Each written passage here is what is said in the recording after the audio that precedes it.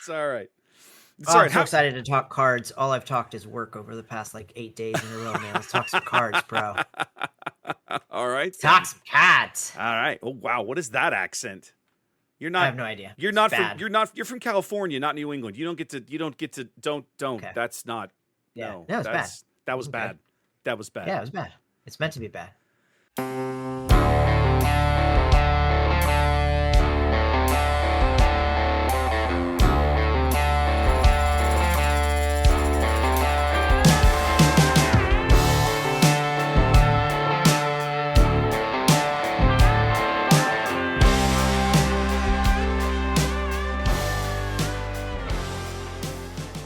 All right, welcome in, ladies and gentlemen, boys and girls, gamers of all ages. It's episode 34 of the On the Button podcast. Welcome in. My name's Wes, here with my boys Ian and Trey. Ian, how's life been treating you lately, my friend? You talked like it's just been work all the time. Yeah. No, it's just busy. The store's really picking up. We're making a lot of money. It's interesting. I'm up 10%, but I'm still not making my targets. It's very interesting. I'm working my butt off, though, man. Did they make it worth your while to work this hard? Yes, absolutely. Okay. I've only been at the store for about a year. I can bonus 11% of my annual salary every quarter by making sales targets. So it's totally worth it for me to work really hard. Wow. I'm still struggling a little bit with staffing. I hired some new people, and some of them are good, some of them are bad, right? We're figuring it out, right? We're figuring it out. But yeah, so we're finally starting to see the fruits of my hard year come to fruition. Last week we were up Does it get easier? Do you get to slack off at some point, or do you just do that? No, move you to it just something means else I have hard? to work harder. No, it just means I have to work harder. I'm not going anywhere. I'm staying at that store until they either close it or give me a new one. So I'm working really hard to get a new one. But I must be doing something right, because this Tuesday I get 2 new HVAC units in my building. The things that excite you when you're a grown-up, people. Yeah. I'll say this Right now we have a unit in the back of the store that doesn't work, and we have the grooming salon unit that kind of works, and then we have a unit that does the back room, the office, and the area that we keep our animals, our sick animals. Yeah. That AC has never worked. What? In 15 years, I'm being told, and it's getting replaced. Wow. Finally. Yeah, super excited. I gotta say Nice. though, when you say you're starting to see your hard work pay off, that's a great feeling. Like when you go into a job with a vision and a plan, and you got to build the team, and when you finally start to see it gel, it just there's almost no other feel in the world like that. That just feels so good. Yeah, I'm excited for you. That's awesome. That's awesome. Thanks. Trey, what about you? How's life treating you? Well, it was a pretty good weekend. I got to watch a real fun Formula One race this morning, and just Which one? Just Which F1 race was today? Today was Spain, Okay. and it was kind of exciting. A new team that hasn't won at all this year won, and Nice. so Lewis Hamilton got his first win at Ferrari. So it was a fun watch. Okay. It was Cool. it was one of those races that was interesting. Not because the people were battling on track. Sometimes you'll see a race that'll be two people right neck and neck, and they're trying to pass each other back and forth. This one was more like a kind of a connoisseur of F1, because you saw 2 different strategies where one team had one strategy and another team had a completely different strategy, and they were nowhere near each other for the whole race. And then at the end, the idea was at the end they were going to converge and see which strategy worked the best. And so it worked out right up until the end, and then some stuff happened that kind of made it all that heavily tilted it in the winner's favor. So, but it was a really interesting race to watch. I enjoyed it. I had a good time. What about, have you been watching any World Cup? That literally just started a few days ago. That's a big thing. I have. I am an event person, so Okay. I'm not a soccer person. I don't really. I like the Welcome to Wrexham. There's a TV show about Ryan Reynolds and Haney buying that. I enjoy that show. I don't really watch soccer or follow soccer all that much, but I do enjoy big events, and this one is in the U.S. It's on TV all the time, and so I'm sitting here, I'm watching it, and when I watch it, I try to understand what I'm watching. So I've learned a lot of the rules, and kind of I'm not an expert or anything, but I can follow along and see what this team is trying to do and how it's trying to go, and I don't know, it's fun to watch. I enjoy being part of the event bit of it. So Nice. Nice. Cool. Yeah. Yeah, no, it hasn't been too exciting over here, really. Work has been a pain in my butt for the last couple of weeks. We're right in this weird transition on this project I'm working on, which is in offshore Angola, so it's West Africa. And we're in the middle of trying to finish up the stuff we're working on, kick off about 2 new scopes of work that the client has come to us with, as well as a third that's related to this that another client has come to us with. It's all intertwined, and we're trying to execute all this with the same people. So we're trying to write 3 different schedules and piece them all together. It's a pain in my ass. We're going to get there, but it's just like, just beating your head against the wall to get it all together. And we've got an outfit in... my company was purchased not terribly long ago by a larger outfit that's headquartered somewhere in the Middle East, and they own all these little subsidiary companies, and one of them is based in Luanda, the capital of Angola, and we're trying to coordinate with them, and what can they help us do, and all these kinds of things. So it's a learning experience. It's fun. It's in that sense. I love tackling the learning side of those jobs when they appear, but the administrative and bureaucratic tedium makes me crazy. The engineer side of me still revolts at all the paperwork I have to generate just to manage a project, not to execute the project. Like the paper you push to work a project makes sense, right? Drawings and P&IDs and all this other stuff like that's part of being an engineer. But the schedules and the plans and the execution strategies and all this, it's like, oh, my head hurts. The bribes? Yeah, no, I'm on camera. That's not a thing. I actually know this is one of those. Now, this is no shit stories. Years ago, I joined a company not long after they had gotten slapped by the DOJ for being involved in. They had hired a freight forwarder in a foreign company who had then subsequently slid money under the table or whatever to jump the queue somewhere. And if the way the laws in the U.S. are written, if your representative does that on your behalf, you're liable. And so as a result, we had to sit through all of these ethics trainings and all this stuff. I can tell you stories for days about how ridiculous some of that stuff is. All right.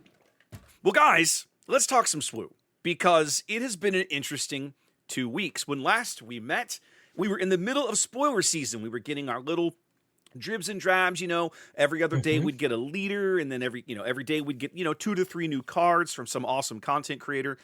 And then planned release schedule. Yeah, the planned release schedule. And then about 10-ish days ago, suddenly FFG was like, so guys, you might remember that thing that happened last year where the entire set got leaked by some unscrupulous people. Well, guess what? It happened again. So here's the whole set. Enjoy. And they just had to spoil the whole shebang. So suddenly we got inundated with the last 100 whatever cards it was, and now for the last 10 days, the entirety of Ashes of the Empire has been available for public viewing. And so, I mean, this feels like a problem to me now. Once is a oops, our bad. Twice, what's going on? It would be one thing if it happened before like a PQ season, but this is twice before their biggest event. But this is the one people are incentivized to cheat at the most. Exactly. That's why it's happening, right? That's the reason it's happening. Yeah. It's just crazy to me. Like, you would think like last year they learned something or anything. I just don't know. No, they don't. So this I'm is new what to happens. This, okay? This is what happens when you make the choices they make. This is what happens.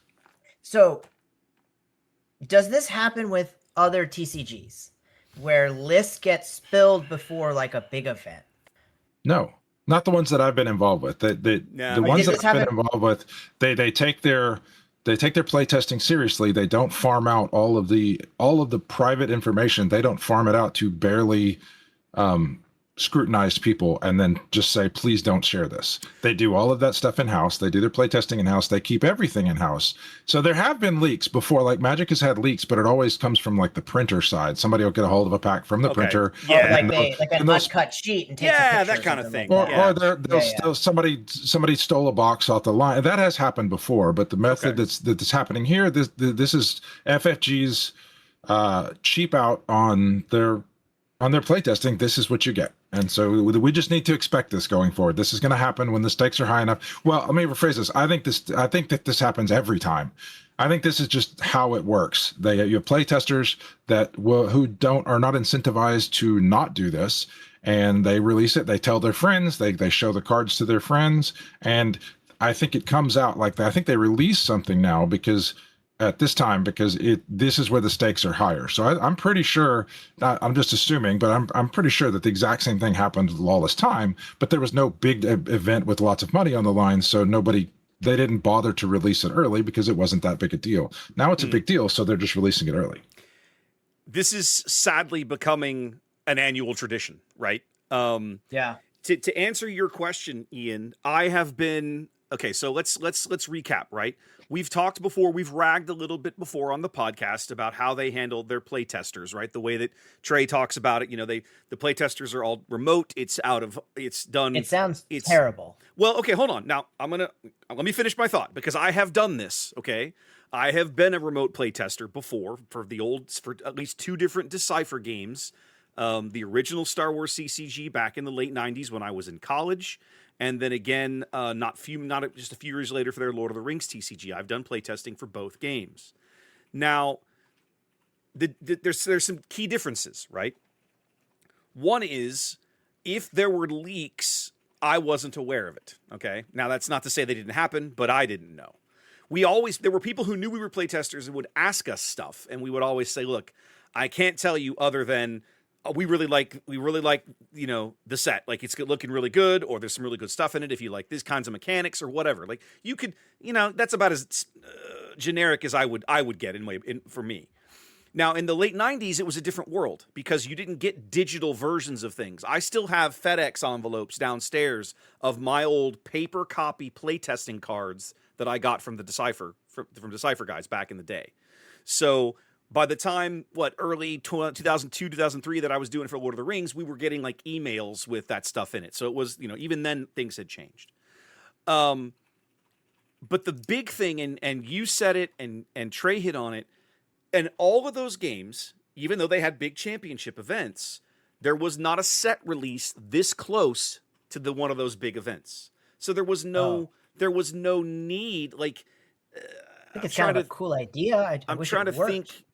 I don't remember the release schedules because the release schedules for all these games moved around a little bit. But like in general, they would not release a brand new set and then a week later say it's legal for the next World Championship. Have fun. And so I think that is Trey said that's what's driving this action. Like as long as you continue to have the two things this close together, there is incentive. There is a desire for the players to look for any advantage they can get. And as irritated as I am with the kind of this is going to sound meaner than I mean it to be, like the competitive team mentality that drives this thought, and I don't blame them for it. They're not the ones that control the schedule. Like, I'll be honest, if you want this to never happen again, start releasing the set in late June. So I got a conspiracy theory for you. Bring it on. If you were a company that released 3 sets a year and wanted to every 4 months and wanted to shift the schedule so that you could release 4 sets a year every 3 months, and you wanted to use that something to back your schedule up, and you needed to throw your hands up and be like, well, we tried to do the 4 sets or the 3 sets. Now we have to back up the schedule. How would you go about doing it so that you didn't look like the bad guy? I don't know. This seems like a pretty useful way to be like, sorry guys, we tried to have this cool thing where we had a release and then of this cards, and then everybody got a month to screw with them, or 3 weeks to screw with them, and then we had a big event with them, but we just can't because because people keep screwing it up. Sorry, we have to back it up time. I have long ascribed to the never subscribe to malice what can be subscribed to ignorance kind of theory.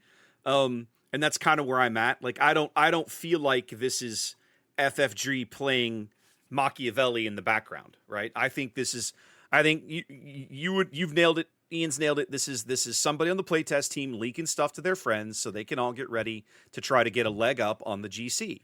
So, okay, I don't have to like it, but I understand the mentality behind it, right? I certainly don't like it as a player and as a content creator because they're hosing people, right? Not the least of which is FFG, who has gone through the pain and effort of putting out this, planning this whole schedule of them releasing things and then have to scramble at the end now 2 years in a row. Now, my frustration, go ahead.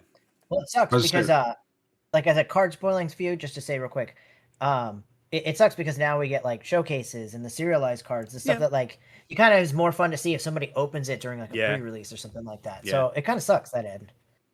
Sorry, go ahead, Trey. Well, I was just saying, so if that's not it, then maybe we just quote one of Barack Obama's political advisors who said, never let a good crisis go to waste. Never let a good crisis go to waste. The other thing is, there's a part of me that's frustrated that it's like, this is going to keep happening unless you punish people. They're violating an NDA, right? The only way that these guys are getting playtest cards in advance is they're signing some kind of non-disclosure agreement with a company that says, I won't do the thing that I just did. Mm-hmm. So, and I've had this argument and conversation with PC game companies that I have done work for in the past, right? You sit down, you join their content creation program, you sign an NDA, and as a result, they give you advanced looks at things. Sometimes they poll your opinion. They want the opinion of people who are plugged into the community. What do you guys think about this? You can't talk about this, but we want your input. And sometimes that stuff leaks to the public. And when that happens, and I've told them this, I've told other companies this, if you don't enforce your own NDA, it's not worth the paper you printed it on. You're wasting your time by making people sign it if you don't enforce it. And so, or make changes to the structure so that people aren't incentivized to do this. If violating this NDA means you lose your livelihood and you lose your job because this is what you do professionally, then you're probably not going to do it. And the thing of it is, right, as a player, as somebody impacted by some of this, there's that I want the righteousness of knowing that the guilty have been punished. But the reality is that from FFG's chair, they're never going to tell us that because if they go this route at all, it's legal proceedings and they have to keep silent and yada, yada, yada. So even if they do enforce their own NDA and let's say they go after somebody, let's just say they figure out who leaked the whole thing. To me, it's an easy case to go after them for some kind of financial damages. Okay. But they're never going to tell us that they did this. They can't talk about it, right? Their lawyers will literally tell them, say nothing until the case is over one way or the other. And we're never going to find out, at least not in a meaningful way.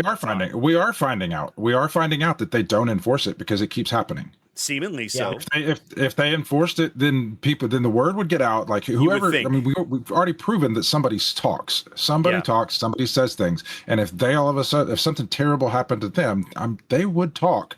And so, no, they're not enforcing it. They haven't come out and said, no, we're not enforcing this because they can't do that. But they can, by their actions, show us that they're not doing anything or taking the NDA seriously. Fair point. Well, with all of that drama of how we got here, the full set is now available for us to look at and talk about. Yeah, Trey is rolling his eyes already. For like 10 days. What is that about? All right. Well, Ian is at least excited. Let's talk to Ian about this first then. First of all, Cad Bane is an amazing leader. He looks pretty good, don't he? Free ping, just a ping, ping, ping, ping, ping, ping, ping, ping. Yeah. For no reason. Yeah. And I think Grief Karga is really cool. I've been playing him a lot with ambush cards. So fun. Get some really good value there. So I'm really liking a couple of the leaders. I'm working on a Cad Aura Twin Sons. Look at you already cooking with Twin Sons with cards that don't even exist yet. Kill. Sounds fun to me. And then card wise, man, there are some. Man, I was just looking at. I like just playing matches on Carabas right now. If you're playing in like the new, I don't know. I guess there's an option you click that takes you out of whatever the legal premiere is and puts you in the next. Probably, premiere. Yeah. If you're playing in that right now, like some of these cards get played against you and you're like, wow, that's great. Like I got to go back and figure out how to like make this work. Morok is disgusting. Oh, Morok. Yeah. He's the one. He's disgusting card. He's 2/6. Three costs, 2/6. 2/6 blue, red villainy. He's a sentinel aggressions who changes to saboteur if he's upgraded. You upgrade him and now he's not a sentinel, he's a sab. Right? First of all, Isn't that how it works? Yes, I think 100%. that was one of the spoiled cards, like not spoiled through this leak. I think somebody had a preview of that card. I'm pretty sure it was one of the last ones to actually get previewed. Yeah. Because Wow, I've seen it before. Yeah. I have played against that a lot on some Cad Bane decks because a lot of people are playing Cad Bane right now. Red Blue Villainy did not need that great of a freaking card, man. Like that card is great. It's a good card. The card is amazing. Like every time you can drop it at like the right time. It really fits in. It's really fun. It's a really good card. I'm working with it myself right now. I think it's a great card. Holy crud. There's a new board flip combo in the game. I was Herod. Herod with aggressive negotiations. Herod aggressive negotiations. Yeah. And let me tell you, if FFG bans cards on feel, which they do, they ban cards on how they feel, not necessarily whether they're super overpowered. They have done that. That is the nastiest feeling you can get nailed with. You can hide it behind. I played somebody who hid it behind a Rex. Okay. Oh, the 6 drop. This the big Rex, the 7/7 Rex. The big Rex. Okay. Yeah. He hid it behind a Rex, so I couldn't get to it. Yep. And I didn't have any removal in my hand. And then the next thing I know, what was going to be a close game became a blowout. I don't want to play with you anymore. Yeah. Like I'm taking my stuff and going home. Let's go next. Yeah. I still think AN's going to wind up on the ban list eventually. They just haven't figured it out yet. But it's the day's coming. With Hera, it was like an 11-point swing. He hit me for 11 and healed for 11. It was just like when you can. Yeah, it's like you're making that face, Trey, but like that's what he did because he had flipped his leader. Like he used like it was a really good like he set it up really like I obviously wasn't expecting it, so he set it up really well. I can't remember the leader he was playing, but he flips out. He plays Rex. He flips out his leader. I can't remember, but it was pretty great. It's a lot of fun. That story's riveting, Ian. But when you can have a one card that generates a 22-point swing, how are they going to let that stand? How are they going to let that stand? I don't It's know. rough. I don't know. It's rough. I don't know. Got to look for it. What else you got, Ian? What else has caught your eye that you're like? I mean, you talked about there's a bunch of cards. Grief. What else? Well, leader wise, those are the only two I'm really messing with right now. I think they're really fun. Okay. Other card wise though, like the new red leader with support. That's a cool looking card. Can attack. Oh man, I've had that played against me a bunch of times. It can attack. I didn't realize that it could attack the ground, or it allows you to attack either space or ground. And when you play it passes that ability onto whatever it attacks. Plays support. Mm-hmm. Yeah, so like it's been really interesting. It's and a really cool effect. And even when it's like on the board, it's a really good card. It's a little expensive, but for that ability, I hope so. Yeah, it's pretty great. I mean, Chimera, the new Mando, a 4-cost 5/4 with shielded. He's rude. Where you could protect a unit is really great. I mean, there's so many cards. I could go on and on. Like, there's just so many cards. Like, I really like the set. I think there's going to be a lot of fun cards in the set. Trey, have you spent any time looking at any of this yet? So I will say that because I do the alternate art proxy cards, I've gone through the leaders. Okay. But I've not thought about them at all in terms of how they impact the game. Like I know Cadman does some damage. I know Bo-Katan has like a 10 on her. Like that's all I know. I know there's an Ezra, there's a Mandalorian. Okay. Like all I care about is just that it has text and do I want to make a proxy of it.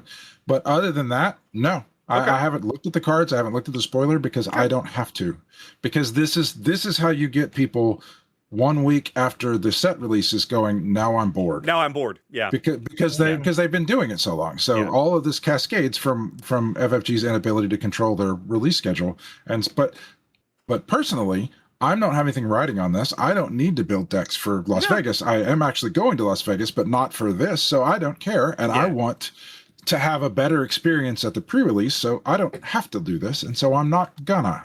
Well, and I'll be honest, I am going to Vegas, right? And I will probably play in the last chance qualifier just because until they prove to me that they know how they're going to run side events and not hose it up like they did last year, I don't want to bank my day one on side events being the way to go. So I'll probably build something constructed and go play in the LCQ. Will it be good? Will it be bad? I don't have a clue, but I'll probably do something. Um, I really like. I like the look of. I'm a filthy Imperial, so my eye is automatically drawn to any Imperial villainy stuff we get. I like the look of Gideon. I think that's an interesting mechanic. Yeah. The thing that sticks out to me with Gideon is the keywords they left off of him. Right, there's no raid and no restore on that unit. He can't take advantage of any of that. To me, that means you're going to see him angled into specific colors, kind of by default. I may be crazy on this one, and I'm willing to be wrong. I want to be wrong, but I'm afraid that there's going to be colors that don't work with him kind of as a result of that. We'll see. I really like, you talked about Cad Bane, aggression villainy. I really like just Vayne, the other aggression villainy leader in the set. We haven't seen a lot of base, right? We haven't seen a lot of direct damage abilities, and Vayne's ability to take advantage tokens and throw them at your opponent, like each one becomes a daring raid to use his action, is kind of cool. I think I like the idea of that, and it doesn't have to just be advantage tokens. It's just any friendly upgrade that you control, right? Maybe you get down to where you're only a few damage away from being from lethal, and you can claim during the regroup phase, Shadow of Stygian Prime deals damage, and on your first action the next round, you don't even have to attack them. You could have a completely empty board. You could sack one of your own upgrades for those last 2 damage. Like, there's mathematically ways it could possibly occur. So I look at that and think that's an interesting mechanic. I like the idea of that. New Thrawn is going to be rude. That card is just, the card's really, really good. Like, there's going to be. Oh, I remember that Thrawn exists. Yeah, I know he's in there. The leader. The Thrawn leader. The Thrawn leader is, so on his front side, as an action, you tap him and you choose a unit, and it attacks, and it gains Restore 2 for that attack as long as you control the same number of units as the defending player. But the mean part is on his flip side. He flips on 8, so he's not fast. He's a 5/8 with Restore 2, kind of like the old Krennic was, right? But then on attack, if you control more units than your opponent, you can just defeat one of their units that you don't like. You just point at it and say, is it non-leader. He's Avenger. He is Avenger on his flip side, essentially. Yes. Yeah. It's mean. And the control play, you could just see the control players just salivating at this card, right? So, I mean, he's going to be rude. It's going to be interesting to see folks cook with him. I really like the support mechanic. I like the idea of it. I haven't put it on the table. I haven't played any games with this stuff. But I look at a card. 2 things have really drawn my eye line back towards Cassian out of Secrets of Power. Trey, you and I have talked about this Cassian before. I played him in Milwaukee in the limited event. And the support mechanic I find really interesting with Cassian because it allows you to build your board and attack. So you get that action compression that he needs. And on top of that, they printed this new red hero Grogu that when you claim initiative, you get to attack with a unit. So the ability the initiative token, you mix all of that together with cards like Zeton Maj, who rewards you with base damage for claiming initiative. And now it's like, ooh, this starts to get really interesting. So I'm 100% going to cook with that at some point because red, white, blue with that Cassian leader is something that I really, really, really want to try. It might be hot garbage, and I don't care. I'm going to build it anyway because I want to try it out. 3 of my new favorite cards are all villain saboteurs. One of them is a dirt cheap 1-cost common card. It's the TIE Striker in Red Villain. 2/1 Saboteur. And I saw that card and went, hallelujah, Kylo 2 and Eternal. Let's go. And then the new Fennec Shand, the unit in Yellow Villain, is 3/3 Ambush Saboteur. I love that card. That's a card that I look at that the Jabba out of Lawless really loves the ability. So she can come in, ambush a droid laser turret, get rid of it, and then you can pay an extra and pick her back up and have her around to do shenanigans again. I was like, that could be fun. Is she 3 or 4? She's a 3-call. She's a 3-drop. She's a 3-drop 3/3. It's pretty good. And then the last one is also in Villain Yellow. It's the Emperor's Champion, who's a 3/5 shielded saboteur which is an odd combo, but I absolutely love it. I'm just like, this is an interesting card. So I love all of those. It feels to me like Villain Saboteur has really kind of fallen off the cliff, and I'm glad to see some of those come back. So Ian, you said, I forget if it was before the stream or while we were casting, you said this feels like a really good set. I'm inclined to agree with you. I just look at the set as a whole, and I think there's a lot of really interesting stuff to unpack in here. I see cards that make me want to look at old leaders. I see cards that I immediately go, oh yeah, this absolutely works with some new leader in this set. Like I could absolutely cook in red, yellow villain with Vayne as a leader using advantage tokens as an example, like that kind of thing. There's a lot of cards that with just really good, just base value too, like the Poe unit, 2 cost 3/3. No unit can have Sentinel. Yeah, like, that's just a good unit. That's that's a solid card. 2 cost 3/3 with an ability is like just a solid card. So like, there's just a lot of good, solid baseline numbers. Like, just really good quality cards that have really great abilities and support. I mean, I have no idea how great that's going to work, but it's really fun. It's really cool. I spent 5 or 6 days trying to make that Palp blue deck work. Oh, your new Palpatine leader you're so in love with. Yeah. I was so in love with. That ability is garbage. This is the one where he hands out advantage tokens or something, right? So the way it works is, if you can get it to work, it works really great, but it's really hard. You have to have 2 exhausted units or 2 units on the board, one of them exhausted. Okay. And then you can hand out an exhausted unit a advantage token for the equal to the number of other units on the board. So okay, the so idea he wants to go wide. He wants to go wide, right? Okay. And my thought was, with Darth Treya, I could reset it, right? You're resetting it. I could see it. The problem is it's just like when I used to play Leia. Just keep me with 1 unit on the board, and I can never use my ability. I was playing with somebody, and we were typing back and forth, and he's like, man, I kind of feel bad for you. Like, you haven't used your leader ability 1 time. Like, he's like, Palp is such garbage. And we start going back and forth, and I'm like, I've been trying to make this work for like 4 days. Like, I just don't think this is a very good.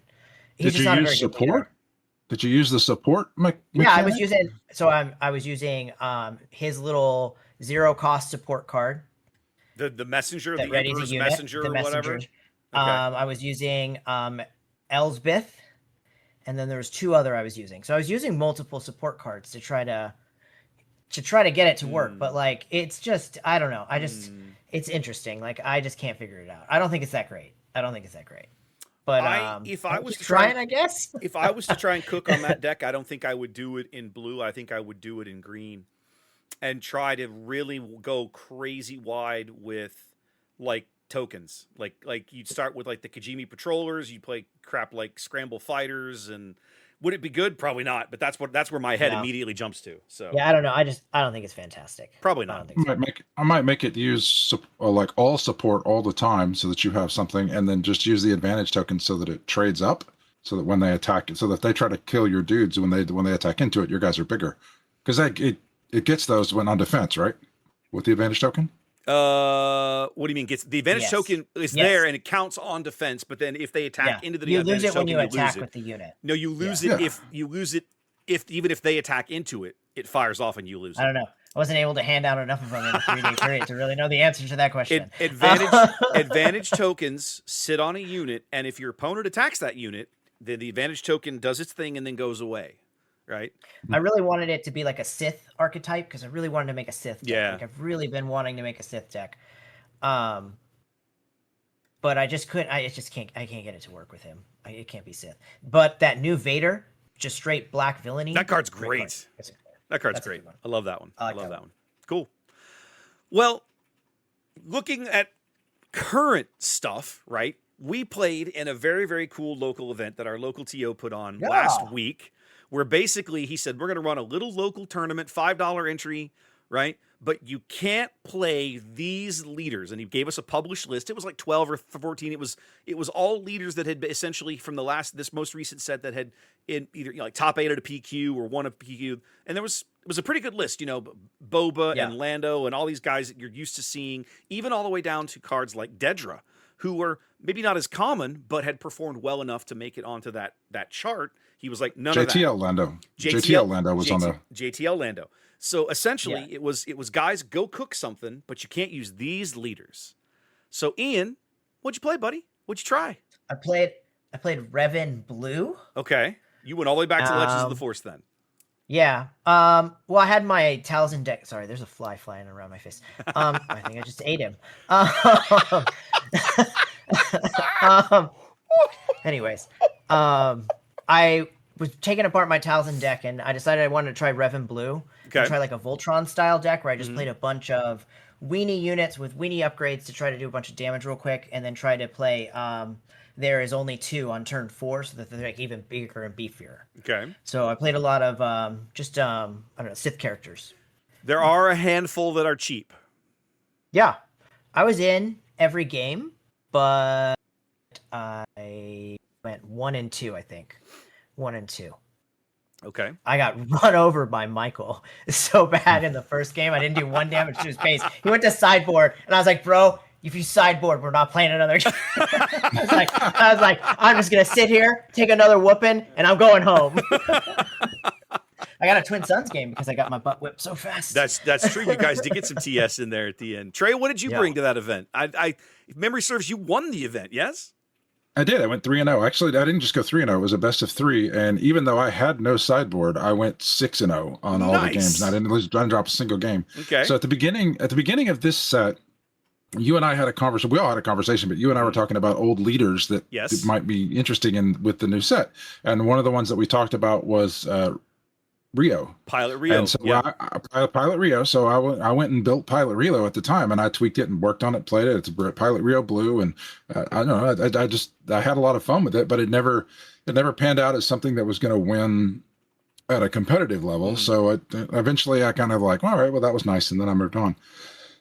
So this was my opportunity to bring that back to compete. And put it in on a table where it wasn't going to be 1 or 2 actions behind whatever it played necessarily, because it was it was playing against other handicapped leaders, and it worked. It turns out if you make in this format, generally, except for the tree remembers, if you make a leader unit that is like 8-15, nobody's touching it. Good luck with that. So nobody played Tree Remembers on me one time. Most of and it was pretty entertaining because the deck that I have it's mostly space, but it's got enough ground vehicles that it can work on the ground. Good, man. Yeah. And so I would just play, and I didn't even realize I was doing this, but I would at the time I would play like a game 1. I would play in space, and then I would flip Rio on it, and then they would just stare at it blankly at this giant hammer that they couldn't do anything about, punching them in the face until they died.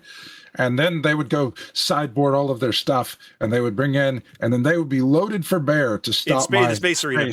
And then I play like a pod racer, and they're like, "What the?" And then I would play a 1/7 trawler, the sand crawler, the sand crawler, yes. And they would be like, and then I would flip Rio onto it, and I would put mastery on that, and then I would put the ion cannon on it, and it would literally be like 8-15, and then they would just be like, when you flip Rio on that stupid.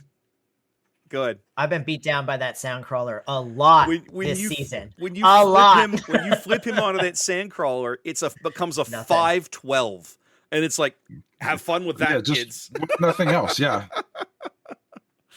That's a sneaky fun deck. I like it. I've played that deck a couple of times, just borrowed it from you. I think that's really fun. Rio is one of those. Because I own the showcase, right? It seems like every single set they put out new units, and I'm always like, where are the transports? Show me the transports. I'm finally going to make it work. I'm finally going to crack Rio. Let's go. And I can never get there. So I'm just glad somebody finally managed to do it and make it work. That makes me happy.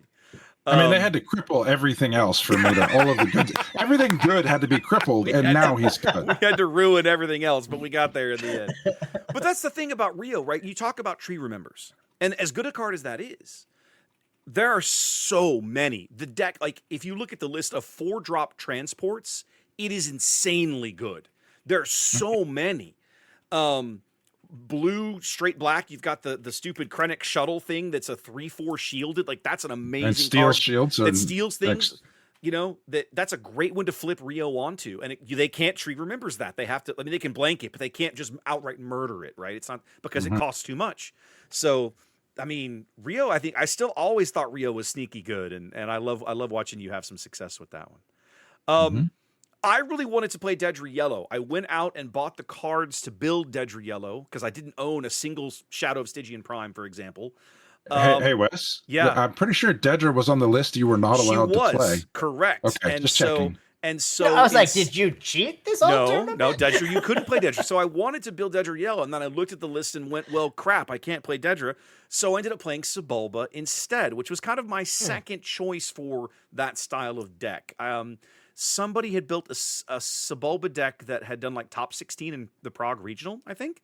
And so I dug that list up, took a look at it. I think I might have tweaked a couple of things and was like, this looks good. Let's just go play it. Like, I don't know what I'm doing.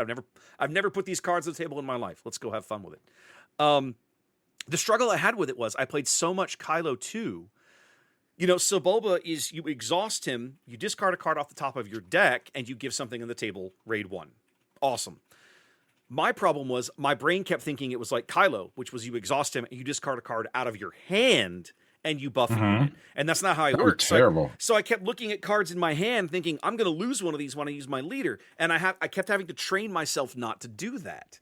I think I went 2-1. And I ended up basically losing. I lost to Luna. She was on some kind of blue. I forget what it was. Oh, she built Barriss Ophi blue. And I lost that one in 3 games, and the second game, the hyperspace disaster basically ruined me because it's kind of a space weenie deck. The way that one functions, it's kind of like a Vader. It's got a lot of little cheap space units, and you sort of go really wide, and you just use Sebulba to make sure you can always have something to put raid onto, and you push a bunch of damage, and eventually you get there. I'm looking forward to. What I learned, the kind of the lesson that I took away from playing this deck is.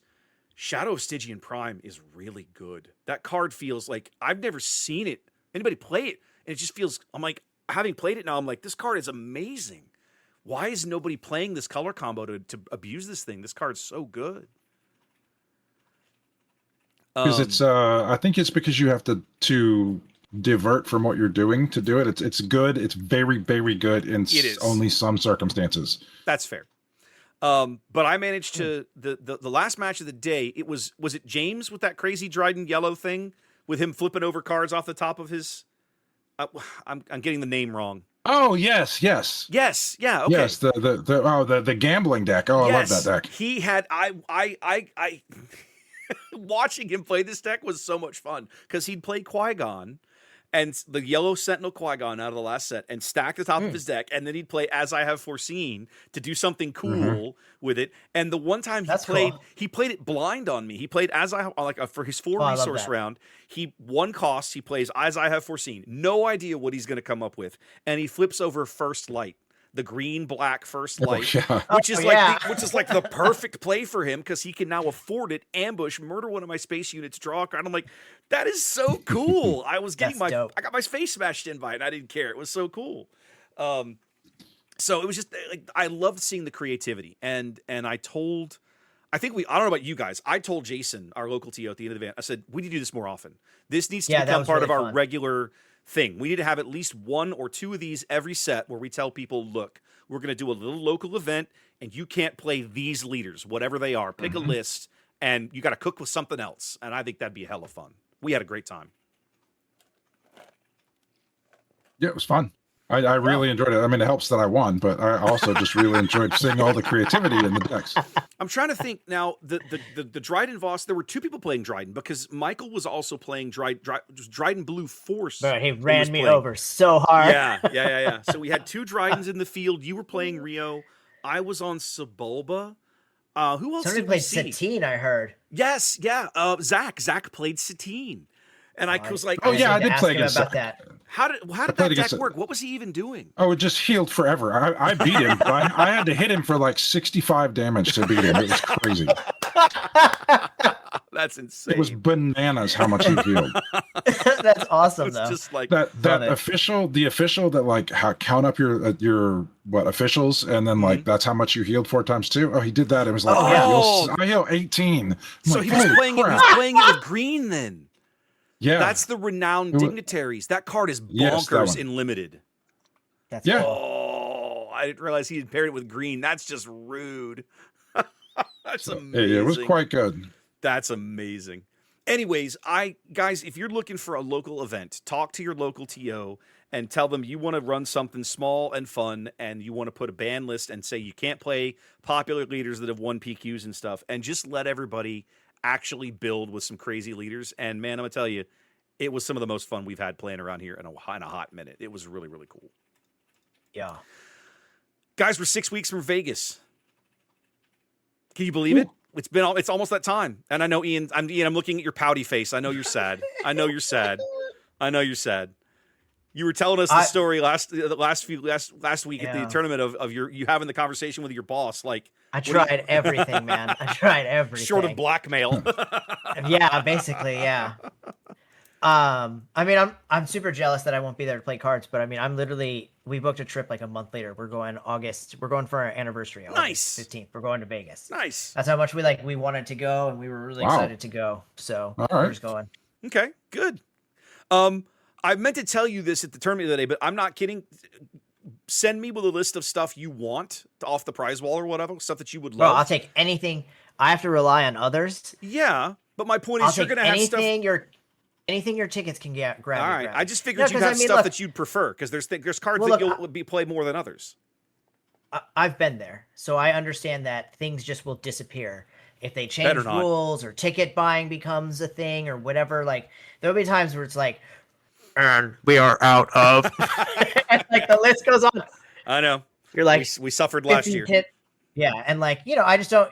Maybe you don't have time to get tickets. Maybe you do well in like a tournament one day. Like, you just don't know what you're gonna do. So, okay, I'll show you some stuff that I'm interested in, but I'll take whatever I can get. Okay. Anything. Trey, rumor mill says you're making it this year, though. Yeah, I was pretty I was on the fence. Like, well, I bought the ticket originally. I was a Twitter and a flustered that I couldn't get the one I wanted, but I ended up buying it. And then they were like, and you can get your rooms, and it was like $400 a night for rooms. And I was like, no, I don't make that kind of money.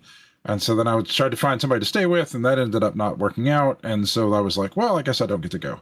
But then, fortunately, you helped me find KTOD had a block of rooms that was much more reasonable. Mm-hmm. Yeah, so I booked over there. I mean, I'm not on site. I'm like a few minutes away, but I bought my ticket. I bought my room block, and now I'm ready to go. So I'm excited about going. Outstanding. Awesome, dude. I'm looking forward to this. We're heading out. Which one of you is going to handle the lines if they get out of control? You guys got this? Nope. No. That was all you last year, buddy. That was all you last year. For me this year. Trey's got it. He'll get it. Nope, that's all you. I'm going to tell you, you did things last year that I would not have thought to do. Okay, because it would never have occurred to me to go. This is going to sound meaner than I wanted to go get in somebody's face and tell them that they sucked at their job, and you needed to fix it. And if you don't, I will. That thought would never have crossed my mind. It's a bad trait that I picked up from my dad. Was it a bad trait? It made things happen and things got better. And think of just the group utility that you took all these people's weekends and made them better at the expense of one person's feelings who should have had their feelings hurt. But what you didn't see is like my embarrassing moment when I'm like borderline screaming at this lady that she's ruining not only my time, but my friend's time, right? Yeah. Like, you're ruining this event. Like, what are we doing? Like, I see 15 people standing here and you have nobody organizing. I've been waiting in line for an hour. There's 12 people playing. You have 300 people in line. It just was that moment you didn't see, and that moment was embarrassing for me. Okay. You think if you'd have handled it better, you would have gotten the same results? Probably not. I tend to be very... not agreeable, but polite and nice about asking for stuff, and it does get me results. So I'm not. But the results are more important polite than somebody's feelings. What happened is polite and nice got me passed around to like 7 different people. That's what polite and nice. So by the time I finally talked to an event person, like, I don't know, like I've talked to my dad about this before, but he calls it blind fury. It's something that like his father passed to him and he's passed to me, and I don't have any kids, so I have nobody to pass it to, but you just go like, I can't explain it. Like I just become singular focused on fixing something, and it's so bad that like I have to fix it. and it starts to bother me inside. And when somebody tells me that like they're not going to fix it, then like I had to fix it. Like it's not good. I don't know. So we could do a whole conversation about this. Say what? I said it sounds like it worked, so I'm not. I don't see what the issue is. It is difficult having been at that GC and seen the results. I can't argue with the results. Like Trey, my experience is generally I've found, when you're dealing with customer service folks, generally you get a lot more with a kind word than you do with yelling at them, right? And I've seen this. I've flown, I don't know how many 100,000 miles at this point in my life. I've spent a lot of time in airports in the States, overseas, and you see people screaming at gate agents, screaming at ticket agents for whatever's gone wrong. And usually the person you're screaming at didn't cause the problem and isn't empowered to fix it. So yelling at them is not going to get you what you want. But people, understandably lose their temper. They get irritated and they just kind of vent at the first person that they run across. It's not understandable. That's what happens, but that's what children do. Okay, fair enough. If you're going to be a grown-up, learn how to behave like a grown-up. Fair enough. But the bottom line is they just vent.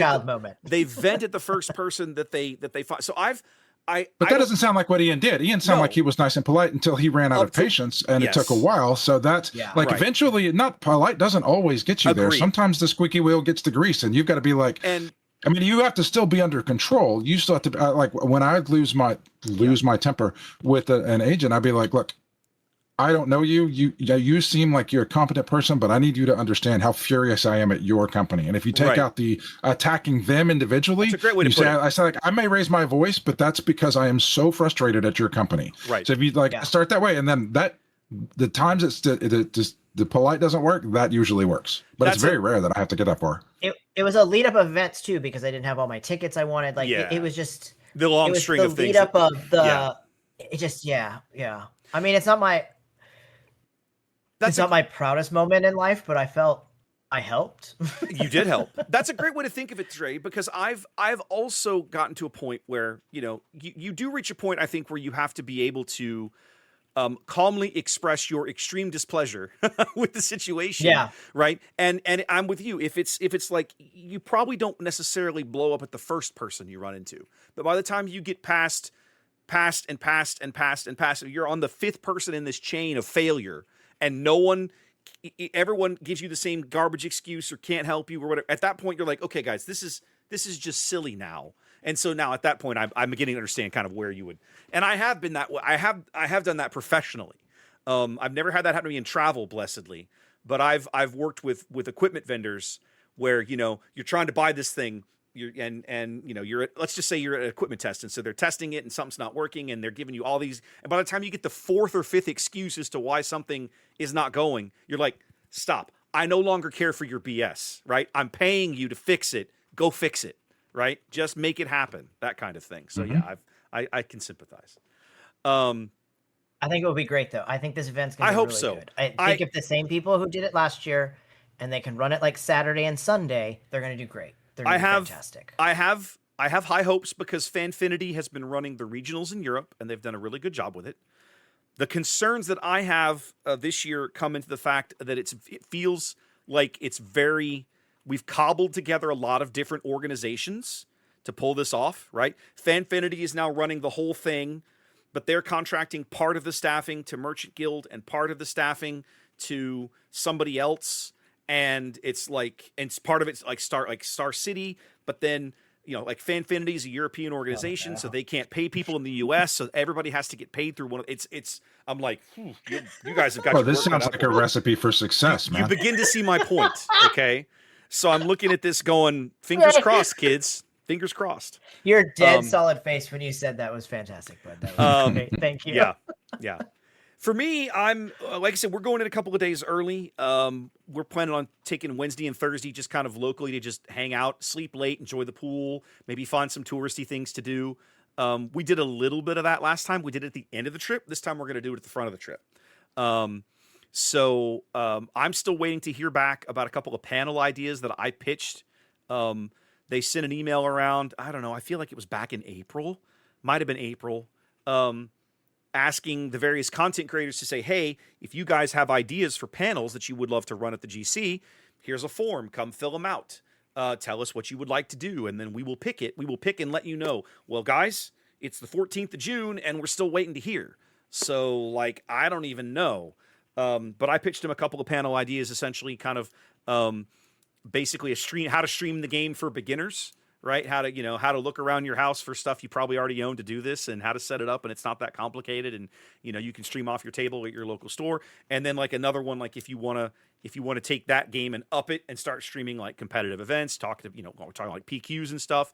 There's some really awesome tools out there the community has got available for you. How to plug in with a judge staff and work with them and all that kind of stuff. So we'll see what happens. I'm hoping to hear back, because that would come with some fun things. But so far, niente. So we'll see what happens. Trey, last time we talked about your AI deck building experiment, and you have since played your AI constructed Twin Suns deck. I have to know, how did it go? I don't think I won, but I did. It wasn't terrible. It wasn't the most horrible deck. Did I win? Yeah, you were there. I think it's hard to tell. I think it played very well. I like the synergies that were happening in the deck. You were very targeted by Katie. Oh yeah, your units especially. Yeah. Like your units. Like I could tell, like you were trying to set up like the Grogu combos, but like Katie was saying no. The entire game. I thought it, but you held. But what surprised me is that you held in there though fairly well when under such duress. Because it really allowed like Wes and I, especially that game I played with Damien, allowed Damien and I to really set up some interesting plays and stuff with Katie's aggressiveness. So, the match, the game that I saw. Yeah, go ahead, Wes. I sat across from Trey. You weren't playing. That was the one that I played. You weren't there. So I think it was Damien and Katie we were playing with. It was the four of us. And Trey, you were playing. Your deck was Twilight Obi-Wan. Yeah, the blue one that heals. The blue one that heals, and then Grogu. The new Grogu out of the next set. That was the one I got for going to see the Mandalorian. Right. And in that particular game, now, Ian, you didn't see this, but in that particular game, Katie just, she attacked his base endlessly. She didn't really mess with his units. Okay. But she had like a space unit or two rolling around, and every single turn it felt like she was attacking his base. And I'm looking at her going, Did he piss you off? Like, what happened over there? Yeah. Well, hold on. In Katie's defense, when every single person that we talk to about Twin Suns, just their rote answer is, you just attack Trey. Just kill Trey. You have to kill Trey. That's fair. Everything that you guys say on this podcast, and then, which mimics what we hear at the table, Katie was just taking all of your advice. Okay. So I don't. All right. So in that case, at the time, props to Katie for listening. Well done. Good job. Good on you. It's interesting though, because I thought about it, some of it, and I was like, Trey really needs to like maybe lighten up on us a little bit when we play Premiere, because like we're rolling that into Twin Suns. I think Katie and I like I constantly get mollywopped by Trey in Premiere, regardless of how great I think my deck is or how great I think I'm gonna play it. And sometimes I do carry that into Twin Suns for sure. Now, for sure. Sitting across from you, Trey, the deck looked to be working decently well. You did find one flaw in it, at least while we were playing. One of the cards that your AI buddy had put in was Legends of the Force Luke Skywalker, that requires the white one that requires a Force token to trigger his game text, and you were not playing a Force base. Yes, that's correct. I had no way to get the Force, so that wasn't there. But as I told you, I don't know if I said it on the last podcast, but when I built the deck, so I'm going to give you a little bit about the deck, about my process. So I'm going to go ahead and say that if you just say AI build me a deck, even if you give it some prompts, it's going to be terrible. It's going to be trash. That's not what it's good for. AI is not going to do that. What AI is great for is for me and this computer to have a conversation back and forth about, I have this idea, go find me cards that match this idea. And then the person you're interacting with brings you all these cards, and you look at them and you go, all right, I see where it's working here. I say, we're going to cut these. Go find me some more cards. I want to add this aspect to I want to add some Sentinels to my deck. Go do that. And this iterative back and forth conversation is a great way to do this, because what AI is not going to do is miss cards that you would miss because you have blind spots from seeing them. So if you ask for, go get me every card that deals damage to a unit, it's going to find every single one of them. It's not going to miss the one that Ian loves to play that's deal damage and it has to attack a unit just because you've never played that before. Right. So it's really good at finding those cards that you just have forgotten, but still somehow fit what you want. So going back and forth. Now, the cards that I ended up playing, so this is an 80 card deck, and 75 of the cards were cards that, after going back and forth, the AI said, hey, what about these? And I said, that's good.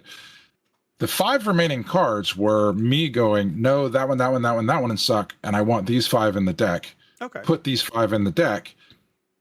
One of those was Legends of the Force Loot. So that was not that was on me. Human So, oh hell, that's funny. Love it. That's funny. I mean, 4 costs 4/5 though. Like it's not like no, it's not, it's not a bad like, unit. It's just that in that deck he has no way to gain the Force token, so the game it's a blank. It's just a blank card. It's a vanilla, yeah. Now you played the deck at least twice that night. Thoughts? Like it felt good. The synergies were what you wanted. Give me kind of the 10,000 foot summary. I didn't find too terribly many issues with what Claude asked me to put into the deck. I found a lot of. I didn't find anything truly surprising that that Claude wanted to had done. That I was like, oh, I should have had a V8. Look at that. That was amazing. But he did an excellent job it did an excellent job of putting cards in that kind of worked well together and got me playing. I learned some stuff about my prompt about what I should be looking to put in the deck, because I was great at flipping Grogu. And then everybody ignored Grogu, and he did absolutely nothing. Oh, like he just sat there doing nothing. So, like, that night was an opera. I think this week is a Twin Suns week for us. So I think I'm going to go.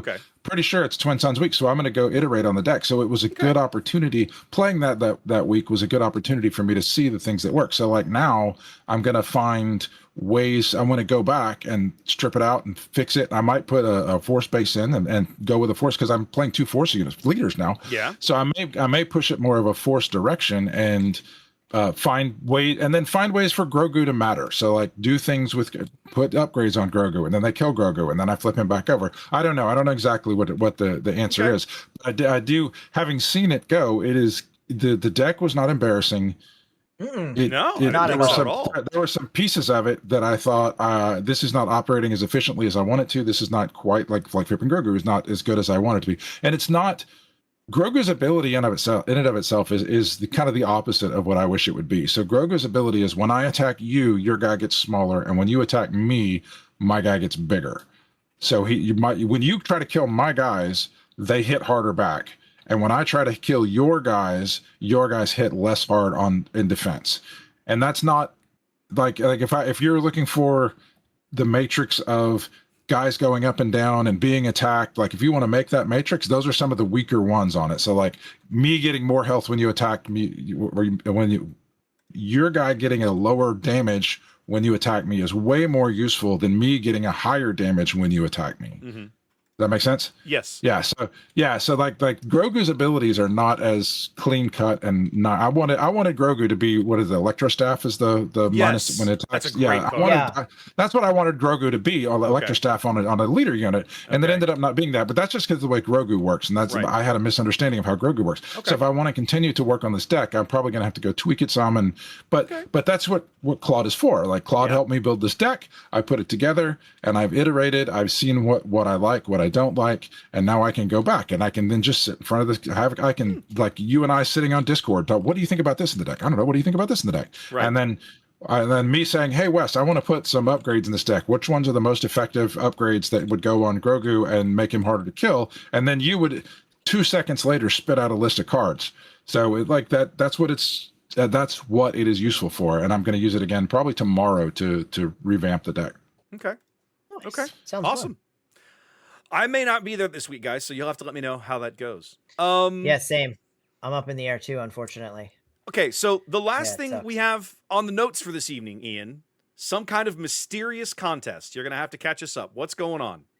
Okay, so I've been holding on to these for a contest. Yes, okay. Been holding on for these. He's got his on the button sleeves.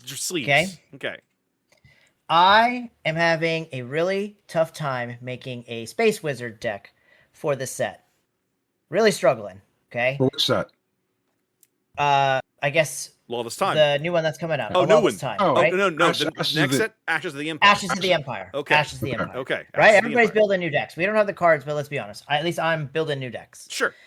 I'm really struggling, other than Mother Talzin and Obi, to find any sort of Force Leader or Force Mechanic. I guess I want to play Space Wizards. It's that simple. They can be good Space Wizards. They can be bad Space Wizards. But please, somebody's got to help me. I am struggling real bad, man. Struggling real bad. I'm getting crushed. So I'm asking fans to please help me make a deck. Okay. And this is also open to Trey and Wes, because they just found out about it right now too. Because Okay. I'm hoping they will help me too. Do you want good Space Wizards or bad Space Wizards, or do you care? I doesn't don't care. Just I You just want want them to to twiddle either their be- fingers and do magic. Yep. Do magic. I want to Okay. be able to play the Force mechanic. I played Talzin all last set, and I really don't want to play her another set, but if I have to, I guess I will. So far, she's been the only one I've been able to get to really work. I think Obi's... I don't know if Obi's going to make a comeback in this new set with Cad Bane. His value has dropped a little from what I've seen. Because I'm watching as many games. I'm totally all over Carabass right now. I'm watching as many games as I'm playing, to be honest. Sometimes I'm like, spectating wild. Carabass I have is never so watched- much fun. I have never Sometimes watched a I'm game like, in my life. well, like it's I'll so see much like fun. I'll see like a Cad Bane Kenobi matchup, and I'll be like, yeah, I want to see that. Let's see what cards they're playing, right? I don't think I've ever had um, anybody actually spectate me either. Like, this is wild. Well, you Oh, have it's no a way to bummer. know if anybody's I do it all spectating the you. time. You're not told. Oh, okay. You're not Oh, told. really? the- Okay, yeah, I don't. You have yeah, no I don't idea know. if anybody's watching. You're not told. I've literally That's thought about creepy. streaming the game and just going and literally just putting up a stream, and like all I do is spectate. Just go. Let's go watch. Right. Just watch people. Just go watch people. Let's just go watch. voyeurism. Now, the trick is I don't want to do that for other reasons, but I've considered it in the past. So Trey's gonna give you or make up a email address to send the email to. I think that's where Trey is. I have no idea. Maybe he's space, here. Trey. Yeah, you're fine. Point down to the other way. Down? Point to your left. Here. Sorry, Your left. my left. That's where Trey is. Trey's below you to the left. Trey. Okay. Trey. This should be easy. It should be Space Wizards at onthebutton.xyz. Well, I said Sure. Trey. Yeah, All that right. works. Thank you, Wes. that should be your email address. Simple. Space Wizards at onthebutton.xyz. I mean, I Whoever think can Trey's a bring good me- stand-in for middle-aged white guy. That's all that matters. Just any answer from one of them. So whoever can make the best deck that I love playing the most, or maybe is the most creative, I will send one of these. And if there's a second one that I really like, I will order a second one and get them to you. Okay, so let's make sure let's lay some ground some expectations here. Yeah. They have to, what you're going to get these submissions, and you're going to judge them. You're going to play them before you judge them. Oh, I'm gonna play the heck out of them. Okay. Oh, I'm gonna play the heck out of them. So then, do you? I got 2 weeks. Okay. The sooner you get it to me, the more I'll play it. Okay, so you want to have this. You want to have this judged and ready to hand out a prize at the next episode. In 2 weeks. Yeah, I think that's fair, right? I 2 agree with weeks? you. I'm making sure that everybody understands the timeline here. 2 weeks. Okay. Yeah, timeline. Yeah. Okay. Yeah. All right. And So Space Wizards. so Lots of Space Wizards. if you want to participate in Ian's little shenanigans, all you have to do, send your deck list in to Space Wizards, excuse me, put the S on it, at onthebutton.xyz. We'll get it to Ian, and he can try it out, and he will announce his winner in the next episode, and we will get that stuff shipped off.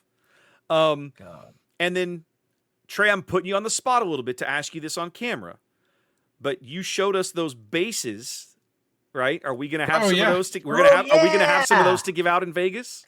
Do you? I mean, they're just Houston bases. But I know, Do you think but- that people would like those? Yeah. Heck yeah. Yeah. Okay. I mean, I know people in Houston would like them because they're cool. Oh, you So should make if you don't- Trey. you should make some Okay. Vegas ones for Vegas. You could do that too. Here's the other thing I don't you know. should Sorry. consider. When you meet fans, okay, maybe this hasn't, because this hasn't happened to you much. When you meet fans in the wild, okay, they're gonna come Yeah. up to you and they're gonna want to shake your hand, they're gonna talk to you. It is awesome if you have something fun to give them to remember the interaction. Okay, what I did last year for Vegas, I made little poker chips with my Sea Raptor logo on one side and a QR code on the other that took them to my various link tree with all of my links to all my stuff, right? And I just and you know, you can use that as a initiative token, a hand marker, you can throw it in the garbage, whatever, but here, right? And so I thought your cards are a great thing for us to have to pass out to podcast fans.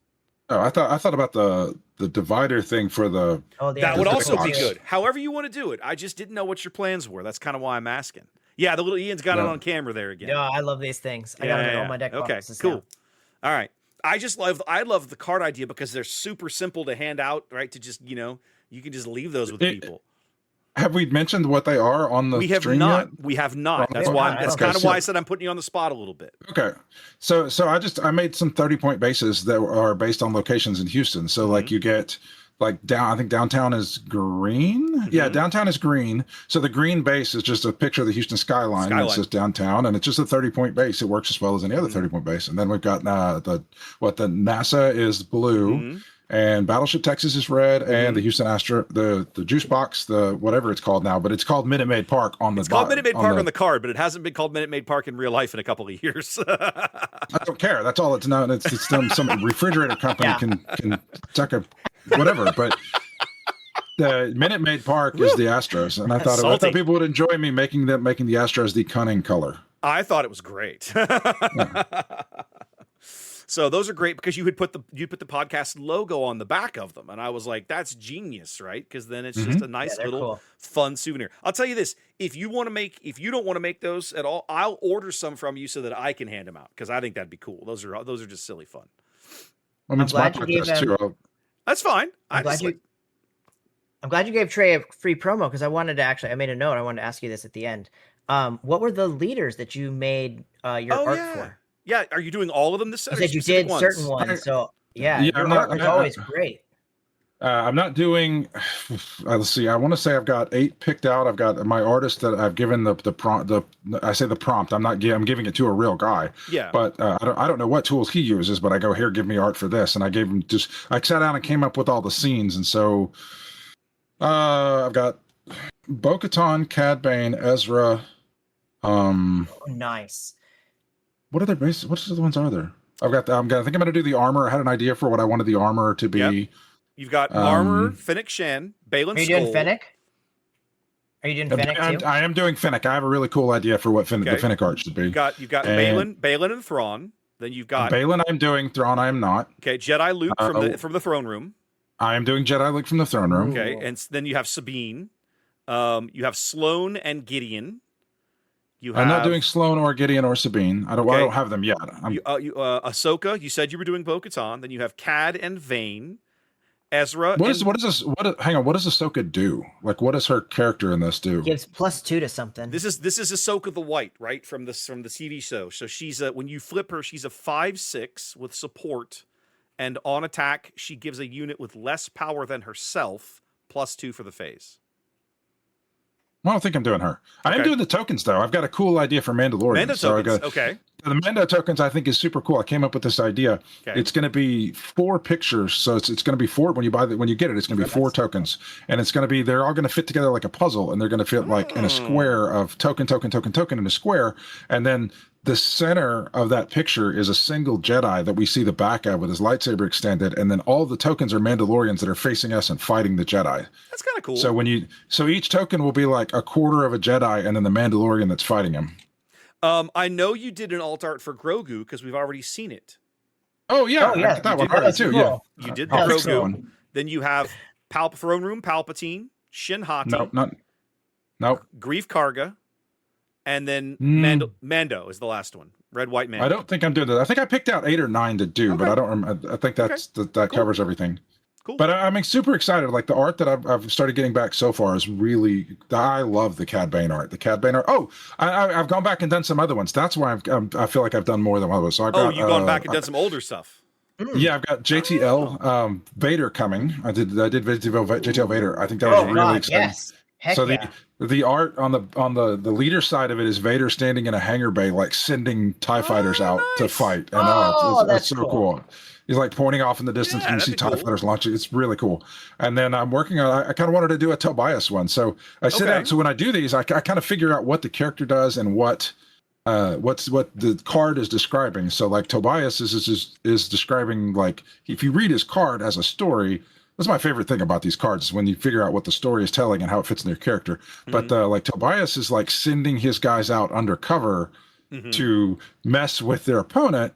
and like get the steals in. And then when you flip him over, he stabs them all in the back and they all die, and he gains profit off of it. So like that's what the art is. The leader art is Tobias sitting, he's like reading a map and he's sending a Rhodian off to like go do something. And then when you flip him over to the leader side, it's him kicked up with like stacks of money in front of him and like a grin on his face. That's cool. Nice. So I like it. So I've got several of them coming. So I'm having a ball. I love creating this stuff. Sweet. All right, guys. Well, let's hang it up. It's been a full episode. We'll be back in a couple of weeks with some more SWU action. In the meantime, definitely throw us the like, follow, subscribe, whatever, rating over on your favorite podcast service. We appreciate you guys tuning in. And again, apologies about that little snafu for last episode. Thank you for you guys who went back and made the time to re-download that and get caught up again. Sorry, I'll make sure that doesn't happen again this time. So thanks for that. All right, guys, we'll see you in a couple of weeks. In the meantime, peace out. Enjoy your SWU. Catch you soon.